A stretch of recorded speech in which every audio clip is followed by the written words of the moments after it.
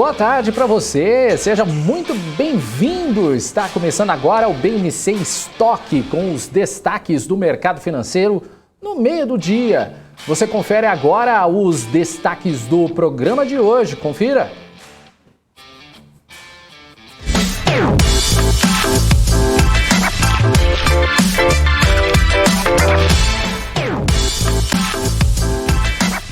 Embraer anuncia mais uma parceria para carros voadores. BNDES e Eletrobras iniciam estudos para substituir diesel e querem energia limpa na Amazônia. China pede a governos locais que se preparem para eventual colapso da Evergrande. Tudo isso e muito mais agora na BMC Stock.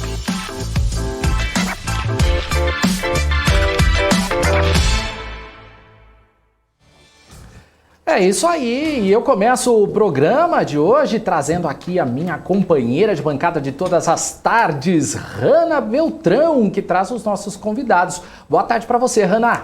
Boa tarde, Dani, para você e aos nossos investidores, nossos telespectadores que sempre estão acompanhando a nossa programação. E hoje no BMC Stock tem entrevista com o Gilvan Bueno, gestor educacional da Orama, além, é claro, das análises gráficas do Alex André, que vai falar da retomada econômica lá nos Estados Unidos. Dani?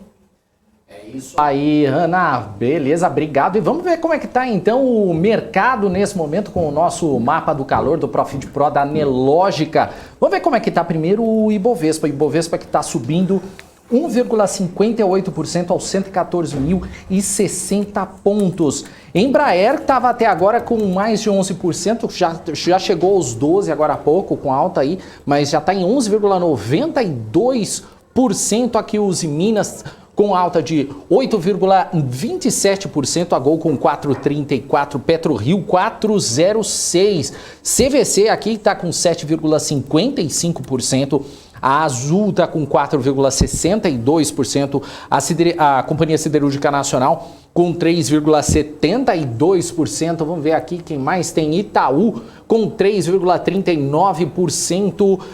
Vamos ver outros aqui que a gente gosta de dar uma variada. Marfrig com 2,94%. Eletrobras 2,53%. Petri 4, Petrobras com 2,79%. Bradespar com 2,94%. BID 4, aqui o Interbanco com 3,06%. Que mais? Suzano Papel aqui subindo também, dando aquela misturada aqui nesse momento. Caindo aqui Magazine Luiza, menos 2,14%, Ipera 0,73% caindo. Exetec caindo 2,98% agora. Cirela 3,30% também caindo. MRV menos 1,51%. Açaí está caindo 0,98%. Que mais aqui? TOTO 0,56, por aí vai. Esses são os papéis nesse momento. E o dólar que nesse momento cai 0,28% aos R$ 5,30. Mas também temos as bolsas internacionais, né, Hanna? É, isso aí. O Dani já falou do cenário aqui no Brasil. Vamos aproveitar e mostrar como é que estão as bolsas internacionais. Deixa eu dar uma atualizada aqui de novo para o pessoal que está nos acompanhando. Olha só, DAX na Alemanha subindo 0,86%, FTSE no Reino Unido caindo 0,08% e CAC na França subindo 0,98%. Deixa eu ver como é que estão os índices nos Estados Unidos. Dow Jones subindo 1,50%, S&P 500 subindo 1,23% e Nasdaq subindo também 0,86%. Vamos ver então como é que está o dólar, né? Nesta quinta-feira a gente já está caminhando para um finalzinho de semana. Vamos ver como é que está então a situação da moeda norte-americana. Está subindo 0,16%, sendo comercializada a R$ 5,29 o barril do petróleo. Agora também segue em alta. O petróleo Brent está subindo 1,39%, sendo comercializado a $77 o barril. Já o petróleo WTI sobe 1,72%, sendo comercializado a $73. A gente segue aqui de olho no mercado internacional. O número de norte-americanos que entrou com novos pedidos de auxílio-desemprego aumentou inesperadamente na semana, embora o mercado de trabalho continue a se recuperar por lá.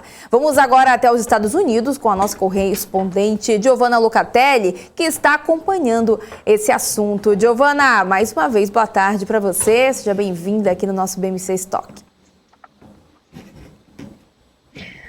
Boa tarde, todos estejam bem, boa tarde a todos que nos acompanham aqui, bombando de notícias. Quero trazer a primeira notícia do número de auxílio-desemprego. Pode ser, Hanna? Vamos lá? Vamos lá, Gil. Então é isso aí, os pedidos de seguro-desemprego aumentaram ligeiramente na semana passada, mas permanecem perto dos níveis pandêmicos, segundo os especialistas, já que a demanda por trabalhadores impede as demissões. Esses números saíram agora, pouquinho final da manhã, os pedidos iniciais de desemprego, que é um indicador de dispensas, aumentaram aí em 16 mil, ficando em 351 mil, ajustados sazonalmente na semana passada, de 335 mil revisados na semana anterior. Isso segundo dados do Departamento de Trabalho, divulgados, como eu falei, agora no finalzinho da manhã. A média móvel aí de 4 semanas para reivindicações iniciais, que suaviza ali a volatilidade semanal, diminuiu ligeiramente e permaneceu em seu nível mais baixo desde o início da crise da Covid no ano passado. Os números recentes de reclamações podem ter sido afetados pelas interrupções das demissões por causa do furacão Aida, disseram os economistas. Bom, os pedidos de seguro-desemprego vêm caindo gradativamente desde meados de julho. E à medida que os empregadores retêm os trabalhadores, apesar da variante Delta, a recuperação econômica aí mostra sinais de que foi um pouco prejudicada, mas está se mantendo dentro do esperado pelos economistas. Hanna, Daniel. E Dani, já pensou? Estou confundindo tudo aqui. Ô, Gil, continuando aqui a nossa conversa, as autoridades da China estão pedindo a governos locais que se preparem para um eventual colapso da Evergrande, gigante do setor imobiliário chinês, que enfrenta graves problemas de liquidez. A gente tem falado nos últimos dias sobre isso na nossa programação. E, Gil, a situação pode mesmo se tornar grave? Pode sim, Hanna. O mercado mundial está de olho nessa movimentação que acontece hoje. A gente que tem acompanhado, como você falou, esse cenário da Evergrande e como ele está impactando nos mercados mundiais e nas economias internacionais, uma vez que muitos investidores estrangeiros detêm papéis da Evergrande e a própria incorporadora pediu empréstimos para outros países. Então a gente vai entender um pouquinho desse cenário e acabei de acompanhar, estou acompanhando os noticiários econômicos e de stock market aqui, e os detentores dos bônus da Evergrande não esperam o pagamento para hoje, o pagamento do cupom para esta quinta-feira, como a incorporadora havia se comprometido e sinalizado. Então, alguns detentores de títulos aqui em dólar do China Evergrande perderam essas esperanças de receber esse bônus no prazo final, no fim do dia de hoje, e esperam que a Evergrande dê mais explicações nos próximos dias. Bom, ela que simboliza um modelo de negócios de empréstimos para construir, é a maior incorporadora da China e uma das maiores do mundo, ela está gerando o que os especialistas falam de reação em cadeia, efeito dominó. Isso por quê? Porque o governo lançou medidas para se proteger desse escoamento de financiamento. Evergrande está representando agora, o governo lançou medidas emergenciais para estancar, impedir novos financiamentos. Porém, as incorporadoras menores também entraram nesta regra e estão sentindo muito, apesar de não serem tão grandes como a Evergrande, elas fazem parte aí de uma fatia de 10 a 15% do mercado e os especialistas dizem que elas também não vão conseguir sobreviver por muito tempo. Qual é a preocupação dos especialistas agora? A primeira preocupação é o esvaziamento de empregos, porque, como eu falei, a Evergrande é a maior incorporadora da China, a maior construtora da China, uma das maiores do mundo, e tem aí um batalhão de funcionários, o que pode gerar essa espalha desparrame, né, esse derrame de funcionários no mercado, e isso, claro, impacta em muito a economia subjacente ali, né? Lembrando que a Evergrande, ela deveria pagar, né, ela tem em passivos aí 83,5 milhões de dólares em juros sobre um título offshore aí de 2 bilhões de dólares que deveriam ser pagos hoje, também um pagamento de 47 milhões e meio em títulos de dólares para a próxima semana. Lembrando que a Evergrande já deixou de pagar um montante que ela teria se comprometido no início desta semana. E o montante todo desses passivos da Evergrande ultrapassam aí os 300 bilhões de dólares. E é isso, a gente vai... uma outra informação muito interessante é que essa sinalização de pagamento fez as ações da Evergrande derem um salto aí de quase 8%, né, que foi um alívio, um falso alívio, digamos, um falso sentimento de alívio aí que espalhou para as ações de propriedades listadas em Hong Kong. Mas vale lembrar que a Evergrande, desde que ela assumiu publicamente que não iria pagar essa dívida, esse passivo, né, ela assumiu um default, um calote, ela já perdeu 89% do seu valor de mercado. E aí o mercado impacta completamente. Eu tenho uma informação bastante bacana aqui que vale a pena a gente citar, que as empresas que estão se desligando da Evergrande estão tendo suas ações impulsionadas, né, pelo sentimento de segurança de se desligar dessa problemática da incorporadora que está gerando no mercado. Hannah, Daniel, com vocês.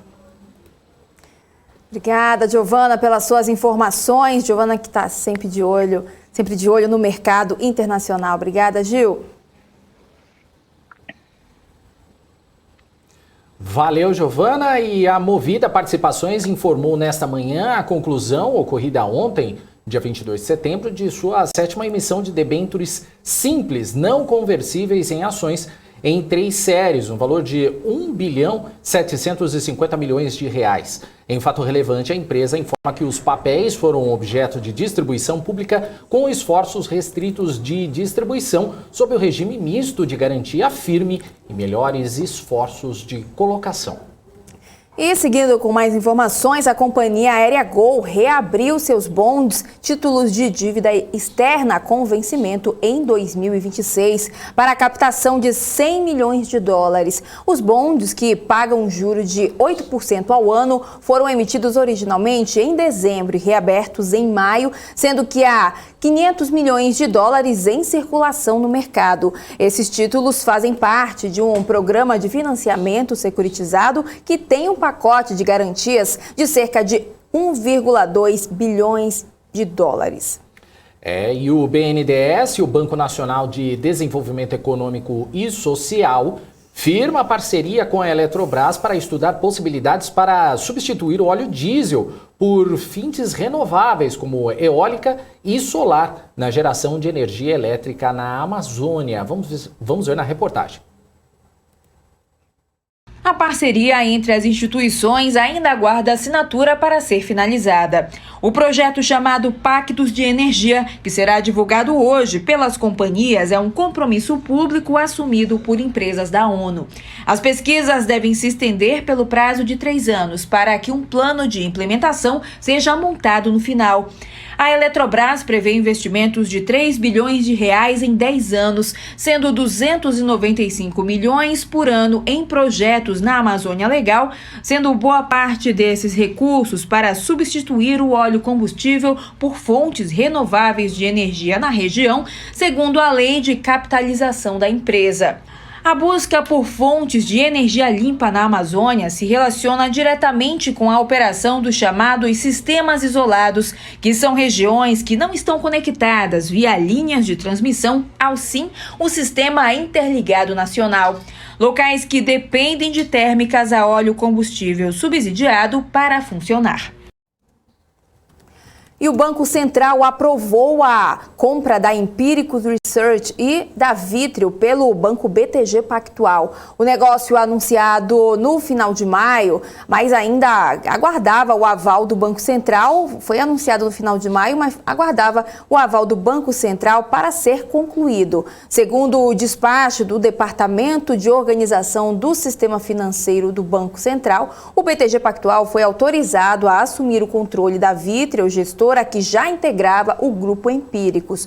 O banco também foi autorizado a prosseguir com a aquisição de até 100% do capital da casa de análises Empíricos Research e também de suas subsidiárias MT Publicações. No mês de maio, quando o negócio foi anunciado, o BTG afirmou que a aquisição visa atender às novas demandas do mercado de investimentos brasileiros, que tem passado por intensas transformações nos últimos tempos, com o crescimento dos investidores nessa área e para atender esse público.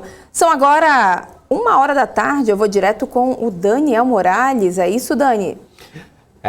Vamos lá. O grupo de Private Equity americano, Bain, deve realizar hoje uma operação para vender entre 1/3 e metade de sua participação no grupo Notre Dame Intermédica. Quem traz as informações agora para a gente é a Sami Fakuri. Sami, muito boa tarde para você. Boa tarde, Dani. Boa tarde, Hannah, e a todos que estão nos acompanhando. Olha, de acordo com a reportagem publicada pelo site Brasil Journal, a Bain possui 68,8 milhões de ações da Notre Dame, o que equivale a 11,19% do total dessas ações. O JP Morgan e o Morgan Stanley estão entre os possíveis realizadores da oferta. No mês de junho, a Agência Nacional de Saúde Suplementar deu a autorização para a Hapvida e a Notre Dame Intermédica seguirem com o plano de fusão. Essa operação vai dar vida a uma das maiores operadoras de saúde verticalizadas no mundo, além de oferecer o gás necessário para as companhias continuarem a estratégia de consolidação do setor de saúde no Brasil, orgânica e inorganicamente por meio de aquisições. A Notre Dame Intermédica e Hapvida aguardam agora o sinal verde para o CAD para concluírem a combinação de negócios. E eu tenho outra notícia, Hannah e Daniel, agora sobre o setor aéreo. É que a Embraer assinou um memorando com a agência aérea Bristol para oferecer até 100 eVTOLs, a aeronave elétrica de pouso e decolagem vertical. Ele vai ser produzido pela AIVE, uma subsidiária da fabricante brasileira de aeronaves, e os trabalhos prevêem a utilização da experiência da Bristol no transporte de passageiros e cargas em todo o mundo. Essa encomenda de até 100 eVTOLs tem entrega prevista para começar em 2026. Em publicação no site do RI da Embraer, o presidente e diretor executivo da Bristol disse que a parceria pode remodelar o mercado para todos os voos verticais elétricos, com 0 de emissões em carbonos e custos operacionais com baixo. Daniel e Hannah. Valeu, Sami, pela participação aqui no BMC Estoque. Valeu, até amanhã. Até mais. Até. Ô, Hannah, vamos então ver quem que tá participando aqui do nosso chat. Antes da gente chamar o Gilvan Bueno, a gente só dá um boa tarde pro pessoal, pros nossos telespectadores. Dá boa tarde, né, para ver quem já está acompanhando, mas para quem já deixou like, né, Daniela? Deixa eu ver quem já deixou like, quem já compartilhou a nossa programação. A gente tá de olho aqui, né, só esperando o pessoal compartilhar. É isso aí. Quem tá mandando aqui mensagem é o Cerveja, chamando o Calbi Peixoto. Calbi vem daqui a pouco. Daqui a pouquinho. Às 2 horas, que é o... é o Alan Gani. O Melk, o Peter Santana, que tá sempre aqui. O Peter já falou, vocês são demais, amo essa BMC. Peter, gente boa, hein? Tá sempre aqui com a gente. Tem o João Guimarães, o melhor programa do Brasil. Ele tava falando da Paula. Tudo bem, desculpa. A gente entende, a gente entende. A gente entende, tudo bem. O Ezequiel Silva, o Helder, que também está sempre aqui, o professor Alexandre Cabral, que fez o seu comentário. Daqui a pouco, às 2 horas, o Cabral está aqui conversando com a gente no BMC Market. Tem mais gente aí, né, Hannah? Quem mais está por aqui? O Alexandre Cabral já foi citado, né? Que comenta bastante aqui o nosso querido professor. Cadê o gordinho, professor Cabral? Não tem tá nada vendo? a ver Gente, com cuidado isso. Que isso gera gatilho aqui. Daqui a pouco o Daniel aí tem uma crise de riso aqui, aí o negócio complica. Vai, Daniel, quieto, respira, dá uma respirada. Vamos lá então ver quem tá mais por aqui. O Tarek já, né, deixando um oi por aqui, o Sandro Figueiredo também, o David Perillo já comentando aqui também, ó, baixei aqui tudo. O Felipe, o Rafael, ó, Rani e Daniel, esse time é bom demais. Obrigado, Rafael. Obrigada, são seus olhos. Agora a gente já fica mais contente. Agora a gente, né, agora dá até um ânimo, né, Daniel? Trader, o Padeiro Trader, não acredite, que honra o Padeiro Trader, poxa, comentando a gente no sempre estoque. lembra de você. Você, Padeiro Trader, bacon frito, meu, e o cerveja, gente, dá pra fazer um churrasco com esses, né, com esses telespectadores. A gente desconfia de quem seja o Padeiro Trader, mas tudo bem. Enfim, vamos lá. Enfim, vamos seguir então aqui, né, Ana? Senão a gente estoura aqui o tempo. Vamos trazer aqui para nossa tela, para nossa entrevista aqui da tarde, o grande Gilvan Bueno, gestor educacional da Hora, mas já está aqui com a gente. Oi, Gilvan, boa tarde para você. Como é que você está? A gente vê sempre muito galã, muito simpático, né? Na companhia da Hannah. Hannah, que prazer te conhecer.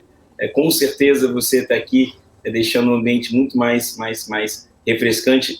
Nada contra o Felipe, mas é muito bom ter você aqui também. Muito boa tarde. Opa, bom, prazer todo meu participar aqui, né, entrevistando tanta gente bacana ao lado do Daniel, que me faz rir, né, no ar. Não é só a Paula, né, a Paula tem que segurar, também tenho que, né, aguentar o Daniel aqui com essas graças, mas tô quietinho, eu sou tão cavalheiro que eu vou deixar a primeira pergunta para a Hannah. Tá vendo só? Vamos começar então, né? Vamos começar. Ontem, né, seguindo as previsões, o Copom elevou a Selic em 1 ponto percentual para 6,25%. Como é que você avalia o cenário internacional e o menor crescimento dos países asiáticos? Quais fatores positivos podem aliviar esse cenário e quais elementos também podem ter um impacto mais negativo nas expectativas de inflação? Ótima pergunta, acho que a gente tem que dividir ela em algumas partes. A primeira parte é a dívida pública aumentou em 38 bilhões, né? 38 bilhões, porque cada aumento de 1 ponto percentual na Selic traz um impacto na dívida do Brasil. Mas isso gera uma proposta, a ata vai vir daqui a pouco, mas os comentários da decisão mostraram que a inflação tem um custo muito de destruição de valor para as famílias. Esse é um desafio muito grande para o Roberto Campos Neto. E até o Castelar falou ainda há pouco numa entrevista que ele só acredita que essa inflação vai para o centro da meta em 2023. Aqui na Orma, o Alexandre dos Santos, a Sandra e a Lorena também tem uma previsão muito próxima disso, mas o impacto acho que é o custo das famílias. E aí a gente tem um binômio, né, o Hannah. Qual binômio? Ou a gente mantém a inflação ou a gente busca ali retardar o crescimento, porque a gente teve nos últimos 20 dias 2 medidas duras para o crédito. Primeiro o IOF até novembro e agora essa questão das taxas de juros. Então isso acaba prejudicando um pouco, mas o Roberto Campos Neto ele foi muito enfático quando ele disse, olha, minha preocupação aqui é trazer para o centro da meta, e aí a gente precisa sempre lembrar e defender essa decisão, porque o Brasil tem uma história de hiperinflação muito grande. Então, nessa super quarta, era um movimento já esperado, muitas pessoas achavam 1,5, mas não acho que foi dentro de 100 basis points, foi, né, nós esperávamos aqui. E agora é esperar se nas próximas reuniões ele vai fechar o ano com 8,25 mesmo. Tem pessoas já acreditando que talvez não fechem 8,25. Tem que lembrar, né, o Hannah e Daniel, nossa audiência, que nós temos ainda os impactos da crise hídrica, que vai aumentar o custo de produção das empresas. E aí o segundo ponto que você perguntou sobre os Estados Unidos, sobre os Estados Unidos, acho que o ponto é o tapering, né, a retirada dos estímulos já ia ocorrer. Essa sinalização foi importante, o mercado respondeu bem.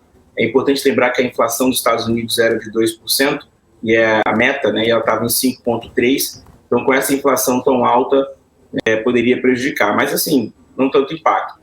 O último impacto para a gente entrar para o mercado de capitais e suas variâncias a gente sempre sabe, né, que tem uma correlação. Se as taxas de juros sobem, ela acaba desestimulando os valuations das empresas. Então, bacana observar 2 movimentos que aconteceram hoje para responder sobre isso. A Atom aumentou sua participação no Grupo Soma e a Light também tem um novo sócio ali, que o Fundo Verde adquiriu mais de 5% do capital da empresa, já foi comunicado à CVM. Esses 2 movimentos vão nesse argumento tradicional que nós conhecemos de que taxas de juros altas desestimulam o mercado de ações. Lembrando que a gente, para quem é conservador, tem um momento muito ruim porque você está perdendo taxa real e vai ficar perdendo até o meio do ano que vem, talvez. A inflação está muito mais alta no acumulado de 12 meses do que a rentabilidade de 100% do CDI. Então, essa razão que todos nós defendíamos de que taxas de juros altas estimulam bolsa, parece que quem está aproveitando são os grandes fundos de investimentos. A ATA aumentou a participação no Grupo Soma e o Verde aumentou a participação na Light, mostrando que eles têm um apetite muito grande. E no caso da Evergrande, para finalizar, sendo bem realista aqui, não é um grande problema, tá? É um problema para a empresa, é um problema por risco de imagem, risco de soberano. Só para vocês terem ideia, eu botei lá no meu Twitter, tá? A dívida da Evergrande é 0,3 da dívida total da China. Então, acho que o UBS escreveu um relatório muito legal falando sobre isso. Acho que a gente ficou muito preocupado. Acho que o mercado queria ali, como diz o Sara, um abraço, Sara, todo mundo, uma ideia para acabar realizando algo maior que 15%. Nós sabemos que correções do mercado de 15% fazem sentido, mas o problema da Evergrande não é tão grande, porque ele não representa tanto do endividamento total da China. O que está acontecendo é um teste da força para entender se a China vai ali fazer o famoso too big to fall e tentar proteger. Mas isso não é um problema que vai se alastrar. O que vai acontecer tem um risco de imagem para a economia chinesa e um pensamento se o crescimento vai ser reduzido por essa falta de confiança na China. E se mais empresas agora vão seguir o mesmo caminho da Evergrande, falar que não tem capacidade de pagamento e a China tem que entrar com recursos. Mas a Evergrande, por dívida, não é uma dívida tão representativa na história da economia da China de crédito.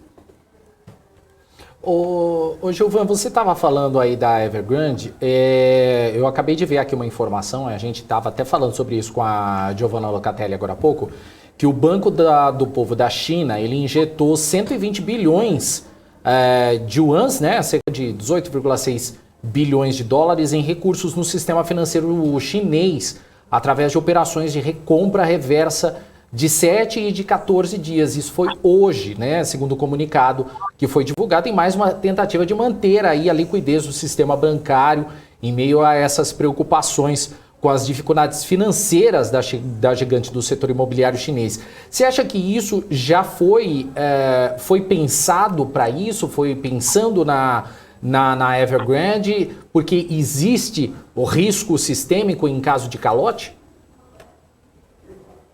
Acho que a gente tem que voltar e analisar o último VAR que a gente tem desse episódio, que é o VAR do Lehman, né, que todo mundo está falando na Bloomberg, que o pessoal fala muito também, aqui também na BBC ontem abordaram bastante sobre isso. O caso do Lehman, por exemplo, ele era uma dívida interna que se tornou externa, muitos compradores, né? No caso da Evergrande, nos últimos dias, alguns fundos, como a BlackRock, aumentou a posição em mais de 400 milhões de dólares em títulos, tá? Mas é uma dívida que tem um impacto, por exemplo, em Wall Street? É uma dívida que tem impacto na Europa? Não, não é uma dívida que tem impacto na Europa. E eu até falei isso nas minhas redes sociais. 14 trilhões é o PIB da China. 300 bilhões não é algo representativo. O representativo é o risco de default. Isso vai mudar a precificação dos títulos. Cara, muito legal. Para quem não tem, até foi a leitura que eu estava fazendo para o encontro, mas também fora. Cara, esse livro aqui, que é o Howard Marks, né, que eu sempre gosto de mostrar, capítulo 10, ele fala muito sobre os ciclos, títulos e mercados emergentes. Cara, é muito legal aqui, todos vocês aqui, se puderem. Eu não ganho royalties para vender esses livros da Alta Books, eu tenho que começar a cobrar eles, mas aqui você fala um pouquinho como é o ciclo dos mercados emergentes. Então, essa injeção de capital foi para aliviar o peso, mas, mais uma vez, não é uma dívida tão grande. O desafio aqui será que esse movimento por exemplo, o que o Timothy Geithner fez lá em 2008, onde ele não salvou o Lehman e trouxe um problema. Então, a China já tem isso de salvar para estimular. Mas o problema mais empresas vão fazer o mesmo movimento, falar que não tem capacidade de pagamento. E só para lembrar, o mercado imobiliário representa 29% do PIB da China. O mercado imobiliário representa 29% do PIB da China. Então, é um setor estratégico. Se mais empresas fizerem o mesmo movimento da Evergrande, aí você vai ter um grande problema. Mas a Evergrande em si é só, acho que, um cenário de alta alavancagem que foi criado nos últimos anos. Você acredita que, no caso, por exemplo, que hoje, mais cedo, surgiram aí relatos, a gente chegou a comentar logo pela manhã, de que os governos locais da China eles foram orientados, né, para se preparar para um eventual colapso. Mas você não acredita nisso não, né? Assim, é difícil, a comunicação não é tão clara, né, nesses eventos, mas se eles falaram que sim, e a gente sabe, assim, o perfil da dívida é ruim, o mercado já vinha precificando um default, o mercado antecipa os fatos, assim, não vai conseguir se salvar, é muita dívida. Por exemplo, a Hannah falou ainda mais cedo, acho que hoje eram 18 milhões que era o pagamento, acho que era 18 ou 40, o pessoal já sabe que não vai receber, então assim, vai ter um default. A Hannah falou isso um pouquinho mais cedo, o Sara falou um pouquinho, assim, o default vai acontecer. Qual é o impacto do default? 280 cidades, mais de milhões de pessoas serão atingidas, tem muitos imóveis na planta. O risco é a destruição da confiança, sabe, Dani? Porque vai acontecer um impacto. Então, assim, eles já foram alertados. Eu acho que a Ásia vendia muito, só para lembrar para quem gosta de história, em 87, a gente teve um problema com os junk bonds, né, que a Evergrande é um junk bonds, né, um título com uma natureza de crédito difícil, muito alavancado, então quem comprou já sabia. Então, assim, pode ter sido sim, passado, e é legal a gente fazer o estudo de VAR, né, Value Risk, né, como diz meu amigo Felipe lá, faz um VAR aqui, mas em 97 para 99 a gente teve a crise dos países asiáticos, muito bom, ele é demais. Ele teve a crise dos países asiáticos e eles trouxeram impactos para o Brasil. Só para lembrar, se isso acontecesse, né, o que o VAR nos mostraria? Você vai ter um aumento da taxa de juros, o dólar vai para cima, a precificação dos títulos dos mercados emergentes sofrem mais.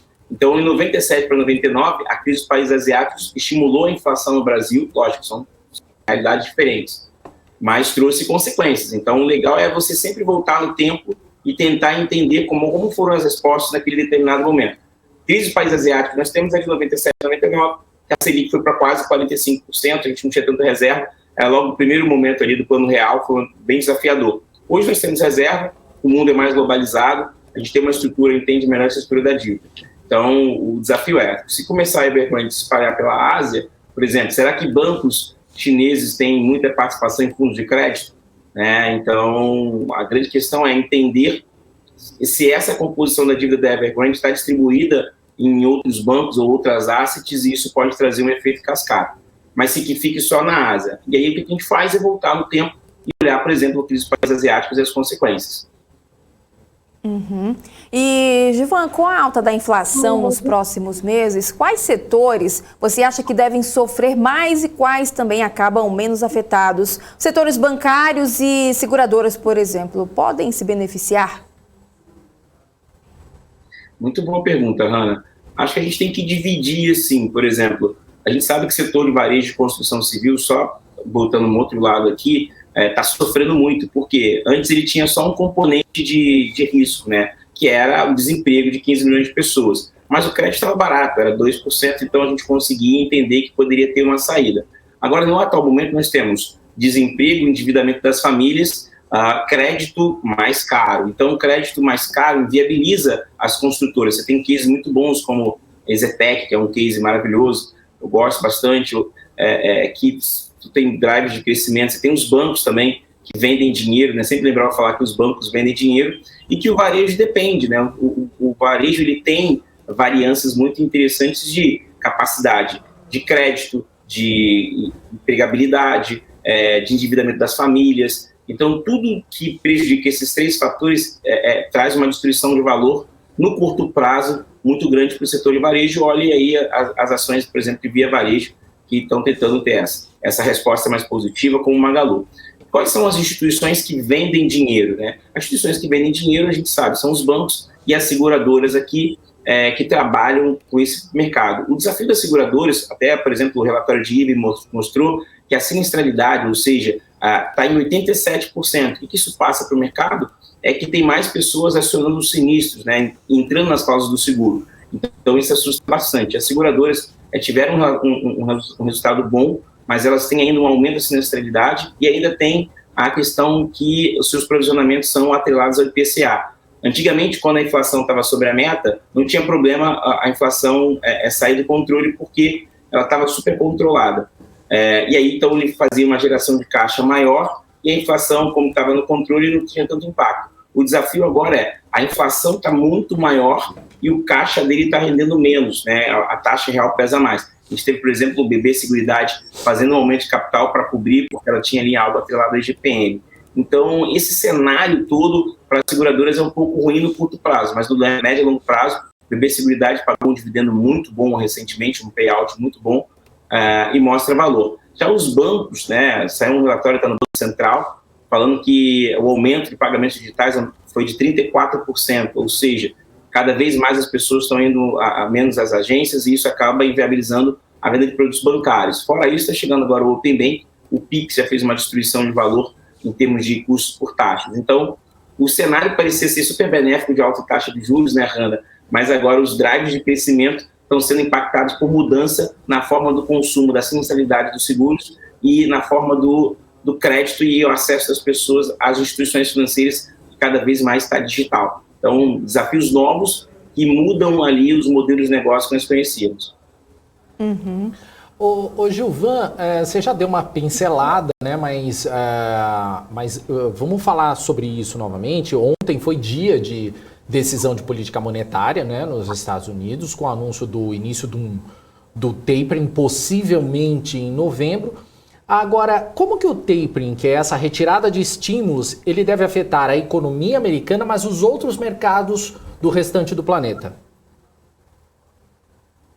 Muito boa pergunta. Acho que para responder essa tem que pensar, Dani, no carry trading, né? O carry trading tradicional é, você pega taxas de juros no país, leva para outro país com taxas maiores. Então, nos últimos anos, a ideia do carry trading de ter acesso a capital barato nos países desenvolvidos para aplicar em economias emergentes, acho que foi um grande trade, né? Você pegava ali o capital muito barato e levava. O desafio é que em 2020, só para você ter ideia, para quem gosta de economia, tem uma coisa chamada N1, N2, né? É a quantidade de dinheiro impresso para circulação na economia.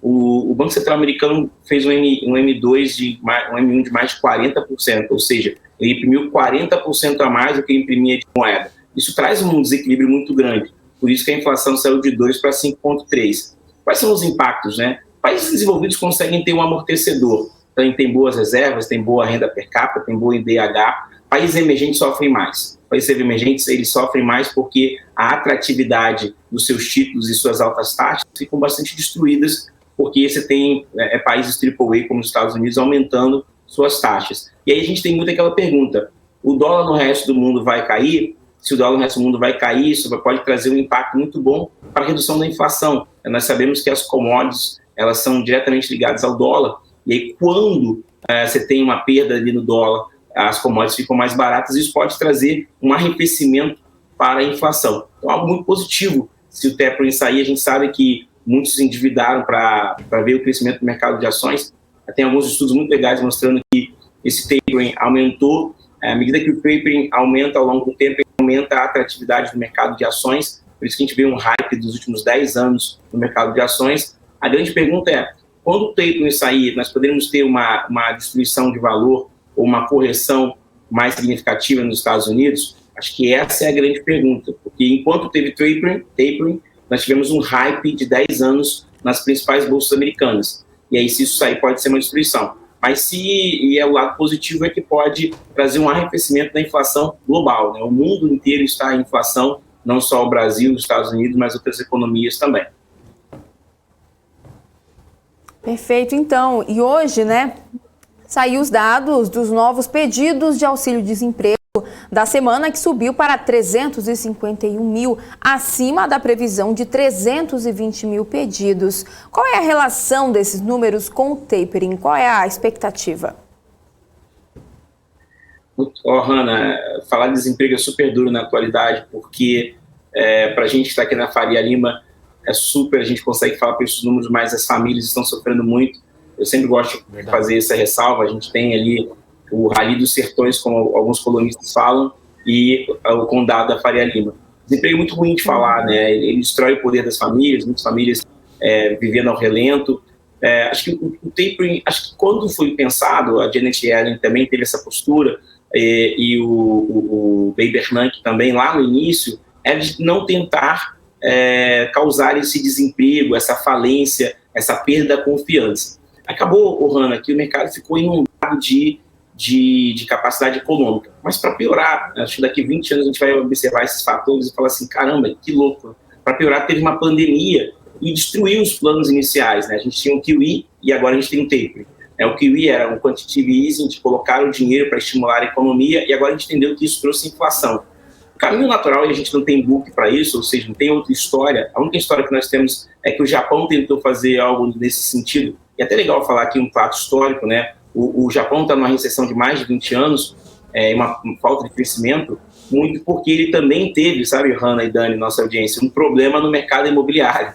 O mercado imobiliário do passado foi o grande vilão de perda de confiança. Então a gente consegue, com esses exemplos do passado, ter respostas mais construtivas para o futuro. Assim como eu falei ainda há pouco sobre a crise dos países asiáticos, a gente também já teve alguma coisa de mercado imobiliário na Ásia e que não teve uma resposta muito positiva e trouxe esse problema para o Japão nos próximos 20 anos. É isso que a China tenta evitar hoje. E no caso dos aumentos do desemprego dos Estados Unidos, a pandemia ela trouxe uma falência dos centros urbanos. Eu tenho uns amigos, primeiro meus amigos do Bank of America, do Merrill Lynch, Wall Street ali, aquele pedaço, muitas pessoas saíram, home office também, então o home office está reduzindo o custo da produtividade. Eu já até falei isso aqui anteriormente, a The Economist escreveu um artigo maravilhoso mostrando como as pessoas não querem mais trabalhar, Hanna e Dani, audiência, as pessoas querem ficar no home office e tentar empreender, principalmente nos Estados Unidos. Então grandes centros urbanos estão perdendo atratividade, alguns negócios estão sendo fechados. Então, esse aumento de desemprego, na minha visão, Hanna, ainda não está atrelado ao tapering, mas sim atrelado à mudança de consumo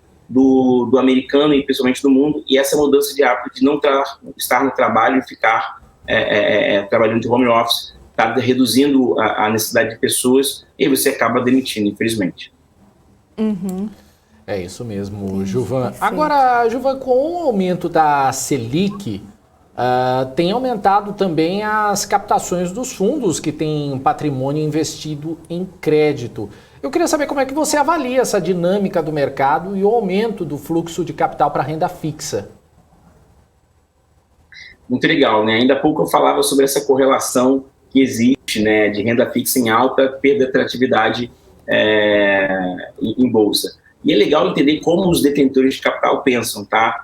A gente ainda há pouco eu falei que o Grupo Soma teve um aumento de participação pelo fundo Atlas e o Verde aumentou a participação na Light. Por quê? Mostra que os grandes players, as pessoas que entendem desse negócio melhor do que a gente, eles estão indo na contramão. Mas o brasileiro tem uma grande parcela que ainda utiliza a renda fixa como um veículo de investimento. Então, a Ambima fez um estudo muito legal mostrando que desde fevereiro desse ano o aumento tem sido representativo. E é legal, eu gosto de usar uma estratégia, até já comentei anteriormente aqui, vou comentar novamente, mas com uma outra versão, que é o follow the money, né? Siga o dinheiro. Então, normalmente, a gente que fica na ponta comercial, na ponta de alocação de recursos, a gente está entendendo o fluxo, para onde o dinheiro está indo. E esse dinheiro aumentou. E legal, Dani, a audiência pensar que eles estão olhando muito o título atrelado ao IPCA, né? A renda fixa aumentou, os fundos de renda fixa aumentaram a sua captação porque o IPCA, nesse patamar de 9,68, tira o ganho real. Então, muitas pessoas estão direcionando seus esforços para esse tipo de fundo. E o fundo, eu sempre gosto de falar, é um dos veículos que mais vai crescer nos próximos anos. Ele tem atualmente 6 trilhões de reais, quase 7 em AUM, em Asset Under Management, porque é o produto que todo mundo entende. Só em fundo de renda fixa, Hanna, tem 10 milhões de investidores em fundo de renda fixa no Brasil. Então, é um segmento que vai crescer muito. E pode falar, Dani, nessa ausência de visão de longo prazo, tanto para a economia brasileira, acho que mais para a economia brasileira, normalmente a gente vê grandes players falando que estão indo para o mercado internacional, olhando fundos do mercado internacional, cada vez mais a renda fixa e os fundos vão ganhar atratividade. Por quê? Porque o brasileiro não está preparado para volatilidade. Né? Por exemplo, vamos pegar uns 2 cases aqui. Vale, saiu de 120, o Sara sempre fala, eu adoro o Sara falando sobre isso, bateu 85, teve que pagar dividendo de 40 bi para ter atratividade. A gente olha, por exemplo, Suzano, um dos cases muito legais, recomendação de leitura imperdível. Para quem não conhece, tem uma gestora, uma dos melhores gestores do Brasil, a Dínamo, ela escreve uma carta que é uma aula, e ela escreveu ontem uma carta sobre Suzano, foi a segunda. Recomendo a todos a fazer uma leitura sobre Suzano, a empresa ali com bons fundamentos, e a Dínamo dá uma aula sobre isso em 2 cartas. Então são cartas boas para quem está aí tentando investir, entender o case. Então são cases muito bons, mas que ficaram depreciados porque o risco de curto prazo tirou um pouco ali a visão, o interesse dos investidores. Mas quem pensa no longo prazo sabe que é um modelo de negócio super sustentável, tem market shares dominantes, mas que vão sofrer no curto prazo.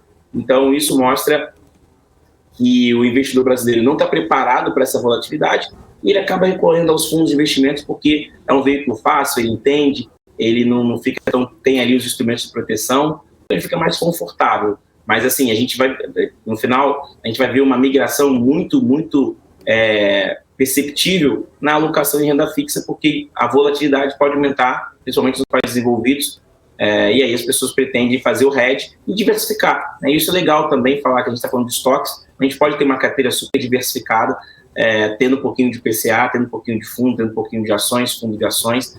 O legal, acho que nesse primeiro momento, é pensar em diversificar. E no final, o follow the money das ações, né, o Hanna, mostrou que a gente teve um ingresso de capital em bolsa muito grande. Então, as pessoas estão tentando migrar para outros produtos para tentar voltar. Eu acho que é um ciclo natural, como diz o nosso querido amigo aqui, a recomendação de leitura número 1, né, é um ciclo, né? Então, agora a gente vai ver uma migração, mas daqui a pouco a gente, quando tiver normalidade para 23, eu acredito, esse fluxo de bolsa possa aumentar. É sempre uma aula, viu, Gilvan? Obrigado. E olha só, antes de encerrar você, só é legal que quando você dá a entrevista aqui pra gente, o pessoal sempre comenta aqui no nosso chat, aqui o Sandro Figueiredo, olha lá, grande Gilvan Bueno, super carismático, o MPK também falando, Lua Júnior fala, que maravilha ter esse entrevistado, show. E olha só, muita gente assim, olha, o Felipe Nascimento assistindo aqui a gente, fala, grande Gilvan, forte abraço, meu amigo, olha só, tá vendo? Sempre muitos comentários, Gilvan sempre muito bem-vindo aqui. Gilvan, deixa seu recado aí, né, no nosso encerramento aqui dessa entrevista. Primeiro, cumprimentar a Hanna, é a primeira oportunidade que nós temos de nos conhecer, um prazer. Dani já vem aqui, sempre elegante, o norte, o londrino, né? Um prazer é todo Felipe, meu participar um abraço aqui dessa conversa com vocês dois, né? Obrigado. Muito bom. Felipe, um abraço. Gente, acho que assim, é difícil você ter uma fonte recorrente de conteúdo sério, de qualidade. Queria alertar a todos, a BMC mudou sua programação, mudou os seus quadros, trouxe maior interatividade. E é muito importante a gente ter esses canais como o BMC. Acho que o meu recado mais importante nós precisamos cada vez mais fomentar, compartilhar o conhecimento que nós temos aqui. Aqui é uma voz independente que acessa muitas pessoas de talento. Ainda há pouco a gente tinha o Álvaro aqui falando, gestores. Então, o meu recado mais especial temos que cada dia aumentar a atratividade, o engajamento e a importância da BMC, não só para o nosso condado, mas para todo o Brasil. Obrigado demais, parabéns. Um abraço aos visionários da Hora. Valeu, obrigado a você, Gilvan Bueno, e também o pessoal da Orama. Um abraço para você, Gilvan, até a próxima. Até a próxima, tchau. Tchau, Gilvan. Valeu, Gilvan. Aí, olha só, o pessoal aqui comentando, Daniel Vicente falando, muito bom, Alberto Costa falando, excelente entrevistado, aula, parabéns, BMC. Marcos Berto aqui, uma ótima aula. O Rafael Dantas falando, excelente didática. O Maurício Loz aqui, ele é muito bom, parabéns. E o César Nogueira falando, Gilvan é show. Realmente, o Gilvan é maravilhoso, né? Sempre dando muita informação aqui na BMC. Gilvan Bueno, gestor educacional da Orama. E eu vou chamar agora a Hanna. A Hanna tem o mapa do calor para atualizar a gente aqui. 1h33. Pois vamos dar uma olhada, saber como é que está o mercado. Deixa eu dar uma atualizada em Ibovespa nesse momento. Ibovespa que está subindo 1,51%, está agora aos 113.939 pontos, mas renovou mínima agora há pouco, chegou nos 114.287 pontos. A gente vai acompanhando o índice, então, que abriu aos 112.282 pontos, está subindo o índice brasileiro. Já aqui no nosso mapa de calor, Embraer disparando entre as maiores altas do dia, com alta acima dos 12%. Grupo Ultrapar também subindo bastante, 10,68% de alta. Os Minas também figurando entre as altas do dia, com alta de mais de 8%. Tá bem dividido o nosso mapa hoje, Dani, tá bem, né? Um pouquinho vermelho, um pouquinho verde. Verdade. Quem mais está por aqui? CVC subindo acima dos 8%, né? Setor de viagens, Gol também subindo 4,34%, Azul subindo 4,40%. Deixa eu ver, quem mais? Petri 4 subindo 3,68%, Petri 4, Gerdau e Usiminas subindo, né, figurando o setor de siderurgia entre as maiores altas. O setor de varejo também.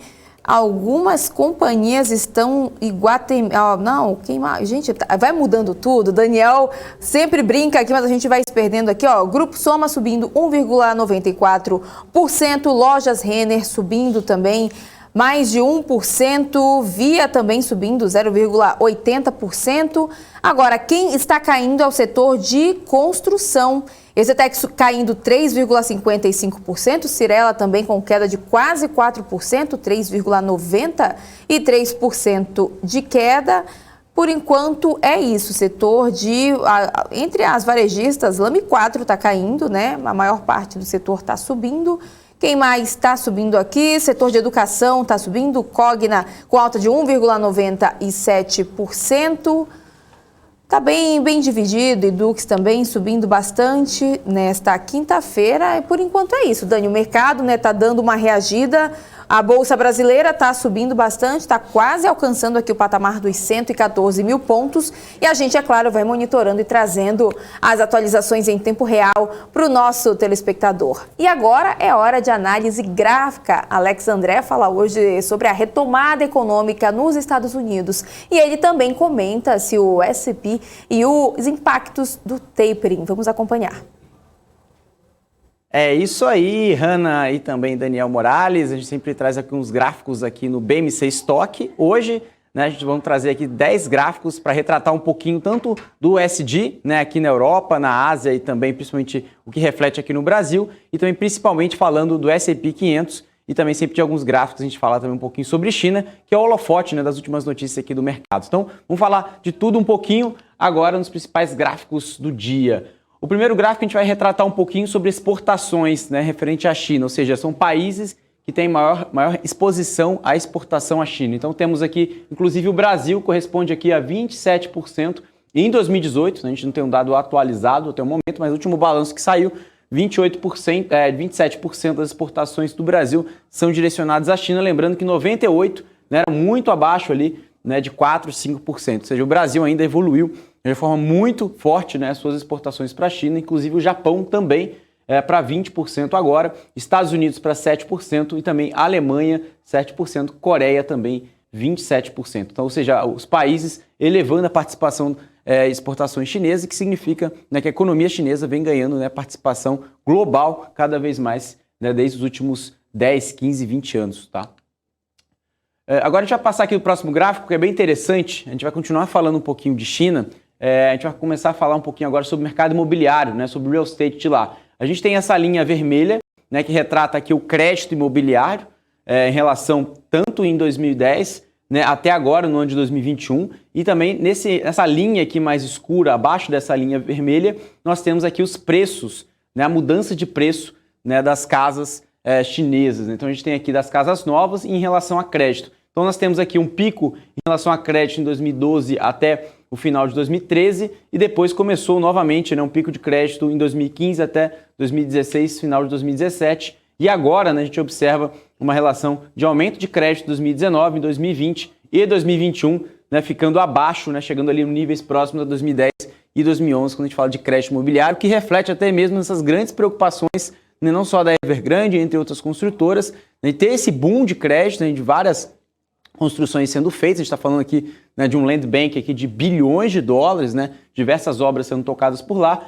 basicamente, né, impulsionar o crescimento chinês. Quando a gente fala, né, de PIB chinês, 25% a 30% do PIB chinês corresponde, né, ao mercado imobiliário, à construção e incorporação. Então esse mercado é muito importante na China. Então a gente consegue observar que a relação de demanda de crédito diminuiu, claro, né, basicamente depois desse grande impacto aqui em relação, né, a crescimento de crédito anterior no ano de 2019 e 2020, como a gente consegue observar em linha com o histórico, ou seja, não tem nenhuma grande novidade. A gente consegue observar, né, uma grande correlação entre preços das casas e também em relação a crédito. Então, se a gente colocar esse gráfico aqui e comparar com o histórico desde 2010, a gente não consegue observar uma grande novidade. Lembrando que a gente consegue observar o preço médio das casas, né, das 100 maiores cidades da China. Tá? Então, isso que a gente consegue observar nesse gráfico. Bom, agora no próximo gráfico, né, a gente vai falar um pouquinho lá dos Estados Unidos, né, em referente à retomada econômica, né, sobre a pandemia. Então temos aqui principalmente, né, em relação à utilização média, né, dos escritórios por lá. Então a gente consegue observar que São Francisco, né, tem retomado, né, em relação desde lá do dia, no mês 5, né, de maio de 2021, chegou a 15%, chegando agora a níveis próximos a 20%. Mas o que destaca bastante aqui em relação a uma retomada em V muito importante é Nova York, que está na salinha aqui, um pouco mais escura, que a gente coloca numa retomada que estava ali próximo a 15%, agora, né, chegando, superando quase ali os 25%, 24%, 25%, né, de utilização dos escritórios, ou seja, as empresas, né, por lá, né, chamando seus funcionários, à medida que vem se vacinando, né, vem cada vez mais esse calendário vai aí progredindo, as companhias pedem aí para ter não só um modelo híbrido, mas também um modelo presencial. Isso também aumenta, né, uma retomada econômica e fortalece não só a economia local, mas também nos Estados Unidos por lá. E quando a gente fala aqui a média, né, dos Estados Unidos, ou seja, não só São Francisco e Nova York, mas todas as cidades, né, as maiores cidades dos Estados Unidos que tem ali um polo, né, dos escritórios mais fortes, a gente consegue observar essa média superando ali próximo a 30%, mas lembrando aqui que desde maio, né, essa linha está ficando bem próxima de 30%, ou seja, não tem nenhuma grande novidade, mas lembrando aqui já começa com Nova York, essa grande retomada em V que pode até, né, superar ali 30%, 35% nos próximos meses, como de acordo com alguns analistas prevêem ali, quando a gente consegue observar desde julho, saiu de um patamar de 17%, agora superando ali quase 25%, ou seja, uma retomada muito forte, quase dobrando ali nos últimos 5 meses, tá? Agora no próximo gráfico a gente vai falar, saindo dos escritórios, a gente vai falar um pouquinho sobre circulações, né, de pessoas, né, nas principais estações de metrô em Nova York, tá? Então a gente tem aqui um dado bem interessante para a gente ter uma indicação clara, né, de retomada econômica. Então temos aqui desde o ano passado, de fevereiro de 2020 e março de 2020, esses números ali estavam positivos, né? Agora, depois da pandemia, esses números, né, despencaram e agora a gente consegue observar uma retomada, né, nas principais estações, né, como a estação do Brooklyn, né, e também outras estações por aqui. Ou seja, a gente consegue observar essa retomada em V, né, principalmente agora, começando em agosto, setembro, e lembrando, né, nos últimos meses, tem uma retomada gradual positiva, mas lembrando, deu uma atenção muito especial para os últimos 2 meses, agosto e setembro agora, a gente consegue observar uma inclinação da curva, ou seja, um apetite maior das pessoas, né, circularem, trabalharem, até mesmo, né, ter mais segurança para sair de casa. Então a gente consegue observar um ambiente macro mais favorável aqui no curto prazo para os Estados Unidos em termos de circulação de acordo com os últimos dados. Agora nesse gráfico aqui a gente vai falar um pouquinho sobre o mercado elétrico, a gente vai entrar um pouquinho mais nessa pegada de ESG, como eu comentei no começo da apresentação. A gente consegue observar vendas de carros elétricos referente a carros de combustão, né, de forma como um todo, né? Ou seja, a gente consegue observar a participação de vendas. A gente consegue ver que os Estados Unidos não tem uma grande representatividade, né? Está ali um pouco abaixo de 5% de vendas, mas na China a gente consegue observar também já um aumento, né, de vendas já superando 5%. Lembrando que fevereiro de 2021 estava girando próximo de 5%, agora em torno ali de próximo a 10%. O que tem destaque aqui muito importante, né, a Alemanha, né, que já está ali de próximo a 35% das suas vendas de carros estão ligados a carros elétricos por lá, ou seja, em torno de 1/3 das suas vendas, né, de todos os carros que são feitos na Alemanha são carros elétricos. E também tem um destaque para a França, né, que também na Europa chegando ali a quase 30% também de participação, lembrando, né, ou seja, tanto a Alemanha quanto a França, né, despontando ali, né, de vendas de carros elétricos. A gente consegue observar, né, países ali como China e Estados Unidos ficando logo abaixo. Então a gente consegue observar tanto uma política, né, mais sustentável, alguns países até adotando, né, regras, né, leis que até uma determinada data, um determinado ano, né, todos os países ali da União Europeia precisam, né, ter o carro com a matriz elétrica, ou seja, precisa trocar o combustível fóssil para o carro elétrico, e os países já estão, né, se adiantando, né, fazendo essa adoção, e isso, né, até mesmo deixa, né, de encarecer, o produto ficar mais barato, as companhias conseguem ter melhores tecnologias, tanto de autonomia dos seus veículos, até mesmo de repasse de preço. Então esses são os principais pontos para a gente entender nessa troca de matriz energética, lembrando, né, que 1/3, né, da relação de aumento, né, de temperatura global, de emissão de gás, né, carbônico, a gente está falando de 1/3 são provenientes, né, de transportes, né, com carros, caminhões e aviões. Então tem uma grande importância dessa mudança, né, em relação a ESG na parte ambiental. Bom, agora a gente vai continuar falando um pouco de ESG, né, mas em relação um pouco mais sobre petróleo, né? A gente tem aqui a demanda, né, de petróleo em relação o que realmente, quais são os setores que demandam mais petróleo em relação tanto, é que a gente consegue observar aqui esse triângulo aqui, a gente consegue observar, né, o forecast, ou seja, a expectativa do Goldman Sachs, tá, em relação quais são os setores que devem demandar mais ou menos petróleo, né, nos próximos anos. Então a gente consegue observar também em relação a emissões, né? Então a gente consegue observar aqui que aço e também cimento, né, tem uma demanda abaixo ali em relação, né, a movimentações, ou seja, a gente consegue observar tanto que transportes também demanda muito petróleo. A gente estava falando no gráfico anterior que essa mudança de matriz energética é muito importante. Então a gente consegue observar que plástico também demanda muito petróleo e também a gente consegue observar, né, que transportes e também aço e cimento também tem grandes emissões de carbono, né? E também eletricidade, que a gente consegue observar que tem uma demanda muito baixa de petróleo e também ao mesmo tempo a gente consegue observar aqui, né, tanto quando a gente fala aqui de keep warm and cool, ou seja, a gente consegue observar aqui tanto em relação à temperatura, ou seja, tanto ar-condicionado, enfim, qualquer outro tipo de aparelho, né, que a gente consegue observar tanto para aquecimento ou para refrigeração também demanda petróleo. E também tem em relação aqui aos três principais, né, demandas, né, ou seja, três principais setores que demandam, como plástico, aço e também transporte. A gente consegue observar que também tem uma emissão, né, de gás. Então a gente consegue observar que a eletricidade é o que dispara e também outros, né, não tem ali especificado quais são os outros setores, mas é o que tem ali em relação, né, a 30% em relação às emissões totais de demanda de petróleo, tá? Então esses são os principais pontos aqui para todo mundo entender, né, que o petróleo não tem só o direcionamento para a gasolina, né, para o etanol, ele tem ali diversas utilidades, né, diversos setores que utilizam tanto para o plástico, como o cimento e também o aço e outros setores também da economia real que utilizam o petróleo. Bom, agora a gente vai parar para falar um pouquinho sobre o ESG, a gente vai pular ali, vai falar um pouquinho sobre o mercado americano, sobre o Fed. Então a gente tem aqui o balanço do Fed, né? A gente tem aqui essa linha mais escura, né, que é o tamanho do balanço do Fed em trilhões de dólares. O Goldman Sachs, né, espera que deva sair aqui de 8 trilhões de dólares para a casa dos 9 trilhões de dólares, mas os estímulos, como o próprio Jerome Powell falou ontem, né, vai começar a ser diminuído, isso que a gente fala de taper, né, ou seja, a diminuição dos estímulos vai começar em novembro, mas vai começar de forma gradual, vai acabar ali em 2022, mas a taxa de juros ainda não vai subir. Então, ao mesmo tempo, o mercado, né, até gostou desse tom do comunicado, né, do Banco Central americano. O Goldman Sachs, né, plotou esse gráfico justamente com essa expectativa, né? Então, nessa linha aqui mais clara, a gente consegue ver nessa variação de 3 meses, né, o tamanho do balanço do Fed. Então, ou seja, a gente consegue observar que o tamanho dos estímulos deva diminuir, né, ou seja, os estímulos devem sair ali dos 3 trilhões para 2 trilhões de dólares, e o balanço total do Fed, né, a gente consegue observar que vai aumentar, mas ao mesmo tempo, né, os estímulos devam diminuir ao longo do tempo, ou seja, a gente está falando aqui de 2022, né, diminuindo para quase ali 0% em relação do que o balanço do Fed aumentou muito. Está falando de 131% quando a gente compara ali lá na crise de 2008, né, e agora também, né, 2020, teve uma grande injeção também de dinheiro. A gente está falando de 120 bilhões de dólares todos os meses. Então a gente consegue observar, tanto na crise de 2008, quanto agora na crise do coronavírus de 2020 e 2021, Banco Central dos Estados Unidos aumentando gradativamente em relação ao balanço, né, do Fed. Então a gente consegue observar que teve um salto muito grande aqui e agora também, ao mesmo tempo, depois, né, que o balanço do Fed já estava muito elevado, agora teve um grande salto. A gente estava falando aqui que saltou de 4 para 8, ou seja, dobrou, né, o balanço do Fed. Nunca injetou tanto dinheiro na economia quanto agora, tá? A gente está falando de expectativa de 9 trilhões de dólares, de acordo com o Goldman Sachs.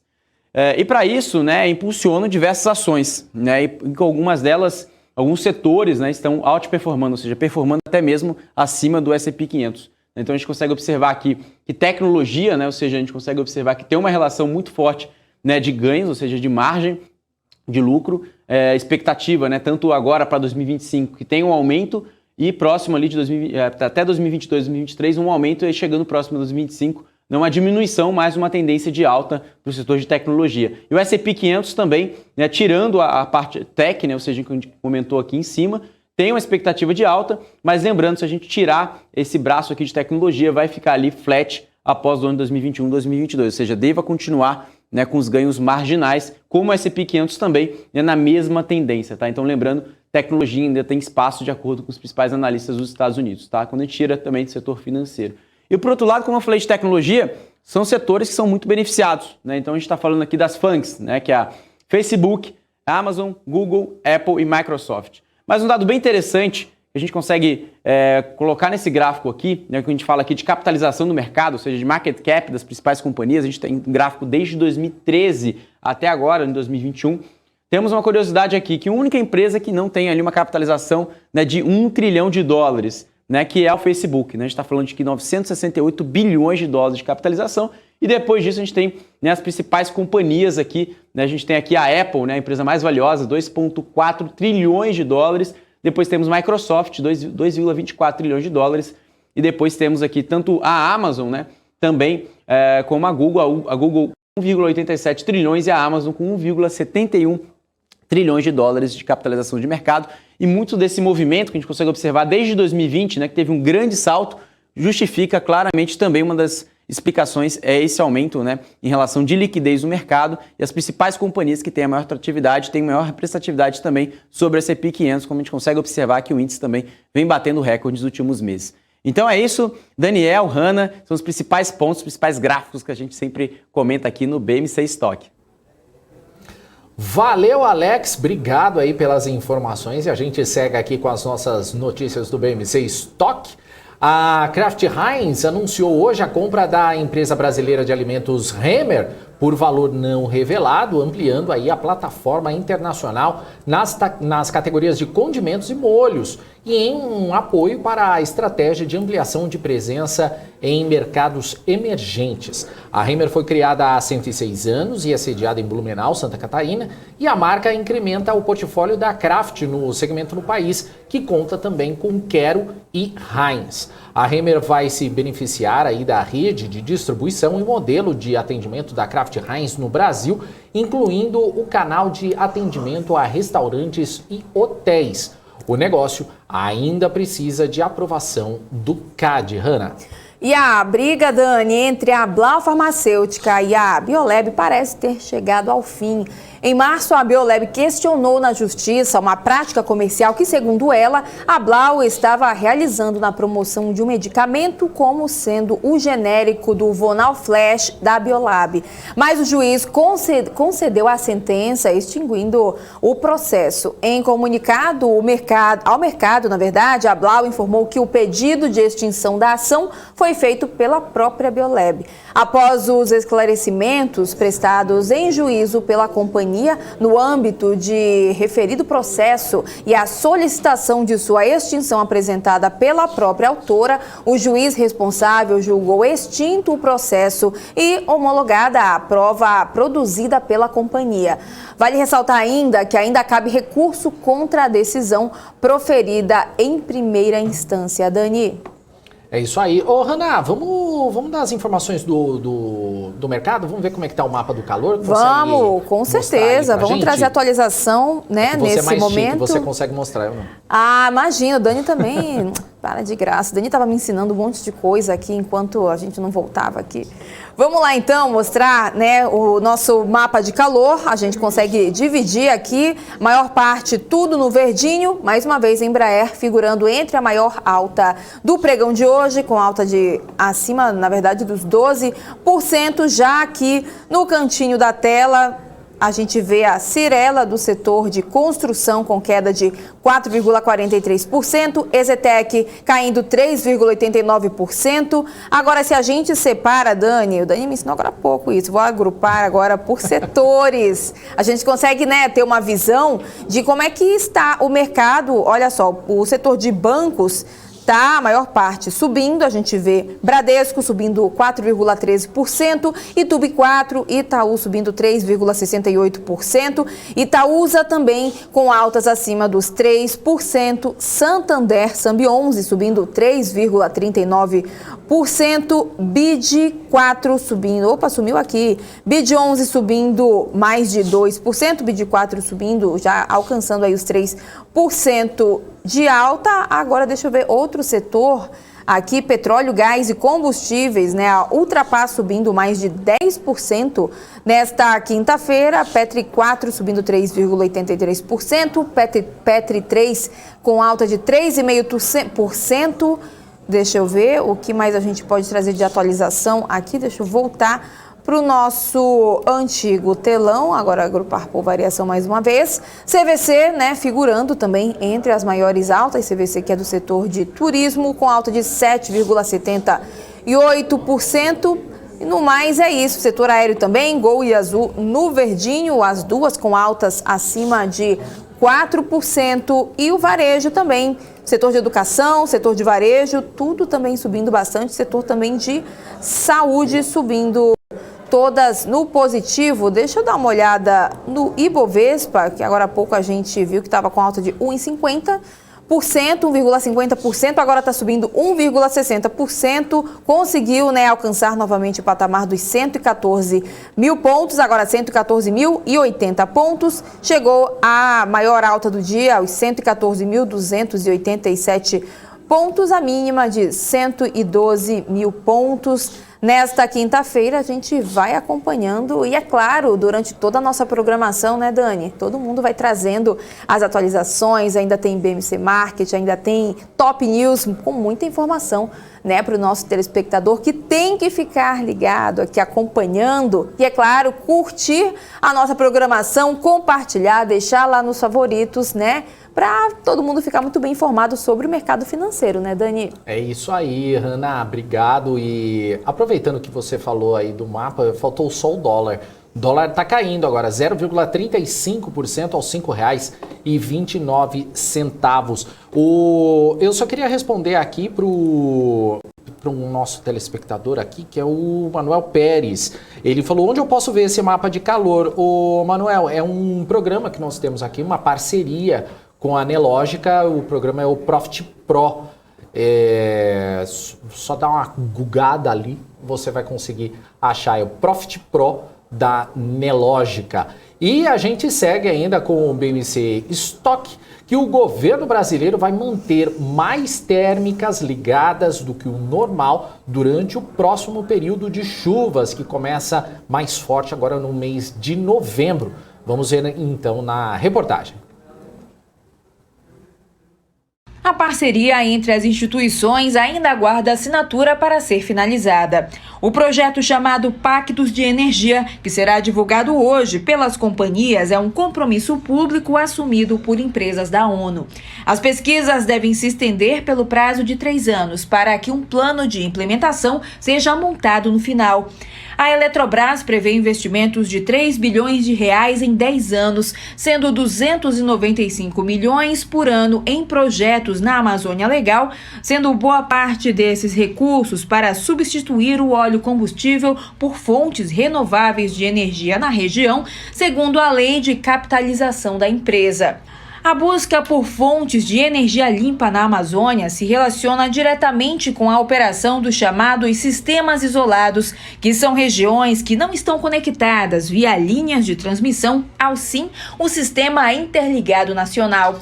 Locais que dependem de térmicas a óleo combustível subsidiado para funcionar.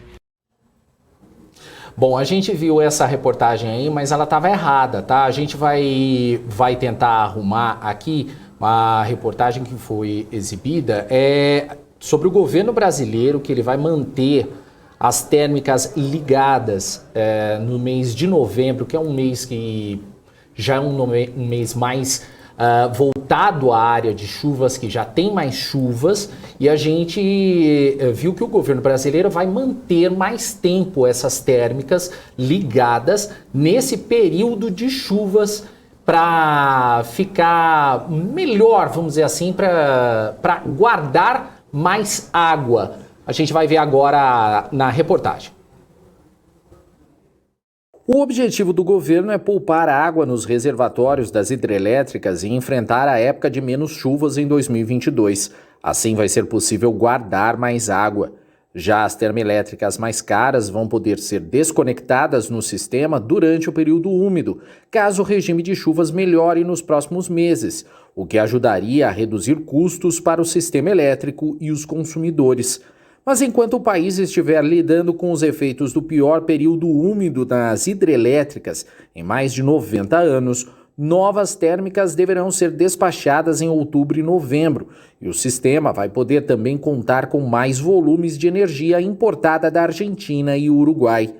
O histórico ruim de chuva este ano obrigou o governo a adotar uma série de medidas e ainda criar uma nova bandeira tarifária chamada escassez hídrica, para ajudar a bancar os gastos com termoelétricas, o que eleva os custos aos consumidores. A bandeira tarifária foi criada para sinalizar a situação das hidrelétricas, que respondem por mais de 60% da geração de energia no país. O Operador Nacional do Sistema Elétrico afirma que o setor elétrico tem de desenvolver um planejamento com a Agência Nacional de Águas, o órgão federal IBAMA e outras entidades para um programa de recuperação dos reservatórios, permitindo que a água esteja disponível para os mais diferentes usos. E a solução para a desoneração da folha, que está em construção no Ministério da Economia, contempla a criação de uma contribuição sobre transações com alíquota de 0,1%. Foi uma entrevista que deu agora há pouco do ministro da Economia, Paulo Guedes, que quer que o Congresso proponha contribuição sobre transações com alíquota de 0,1%. É isso que tem sido costurado entre a área econômica e o deputado Jerônimo Gergen, ele que é o relator do projeto de lei que prorroga até 2026 a desoneração da folha salarial para 17 setores intensivos em mão de obra na Comissão de Finanças e Tributação. Agora discute com o governo uma forma de estender o benefício a toda a economia. Atualmente a PL, que beneficia os 17 setores, é analisado na Comissão de Constituição, Justiça e Cidadania, com relatoria do deputado Marcelo Freitas. O parlamentar, que é presidente da Frente Parlamentar pela Desoneração da Folha, afirmou que é favorável à proposta, mas que há grandes dificuldades orçamentárias para sua aprovação. Eu separei outra informação aqui que está no nosso portal, acesse lá bmcnews.com.br. O grupo de investimentos Vinci Partners anunciou hoje a compra da empresa brasileira de cosméticos e suplementos alimentares Farmax por um valor ainda não revelado. A Farmax ela foi criada há mais de 40 anos e tem fábrica em Divinópolis, Minas Gerais. A empresa tem 450 produtos em catálogo e uma rede de distribuição nacional, segundo o comunicado enviado à imprensa. A transação marca o 5º investimento do fundo, resultando em uma alocação bruta acumulada de 61,3%. Segundo o comunicado da Vinci Partners, o setor de cosméticos tem crescido rapidamente e eles estão confiantes que o investimento vai apoiar a companhia no início de um novo ciclo de expansão acelerado para a Farmax. Eu volto agora com você, Hanna. Pois é, Dani, uma ótima informação aqui. A Eng Brasil vai emitir 400 milhões de reais em debêntures com prazo de 25 anos, em oferta pública com esforços restritos de distribuição. A remuneração será definida após processo de book building. A Fitch atribuiu o rating para a proposta de emissão, afirmando que ela reflete destacada posição de mercado. Dani, são agora 2h02 em ponto. Sigo com você agora. É isso aí, a gente já está encerrando o BMC Stock, mas vamos dar o nosso tchau aqui pro pessoal, o Rafael Corrêa, o Rui das Neves. Agora o Rui das Neves tá falando hashtag Daniel rouba horário, igual o Felipe. Poxa, Rui das Neves, foi só 3 minutos, nem deu nem deu tempo, a gente tá no tempo certinho. A gente tá respirando aqui ainda, ó. O Nelson também mandando o seu boa tarde aqui. Felipe, Orlando William, Helder, o Ronaldo Fernandes, o Manuel Pérez, que já anotou aí direitinho, Profit Pro, da Nelógica. A Giovanna Locatelli, que também está aqui, o Ezequiel Silva, boa tarde para vocês, gente, o David Pirillo, valeu, obrigado aí pela participação. Eu me despeço agora da Hanna Beltrão, que volta mais tarde, né, Hanna? Pois é, Dani, eu vou deixando por aqui, né, sobre o comando de E toda a equipe do marketing que está chegando, com o grande Felipe Nascimento, Alan Gani, o professor Alexandre Cabral, trazendo muita informação. E às 5h15 eu volto com o BMC Business e hoje a gente conversa com o diretor de RI da Grendene. Eu espero todo mundo, hein? Tem muita informação ainda para vocês acompanharem na nossa programação. Até amanhã então, Dani. Valeu, Hanna. Até amanhã. Bom BMC Business para você às 5h15 da tarde. Valeu, beijo, até amanhã. Obrigada, um beijo para você e bom jornal.